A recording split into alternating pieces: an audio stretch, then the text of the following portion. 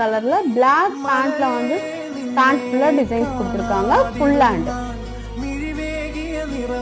பாருங்க, இதுல எவ்வளோ சூப்பரா இருக்கு பாருங்களேன்.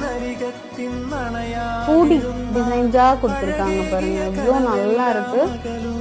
இதனோட சைஸ் மெஷர்மெண்ட் ஃபுல்லாமே வந்து டிஸ்கிரிப்ஷன்ல கொடுத்துருக்கேன். அதை வந்து நீங்க செக் பண்ணிட்டு நீங்க ஆர்டர் போட்டுக்கலாம்.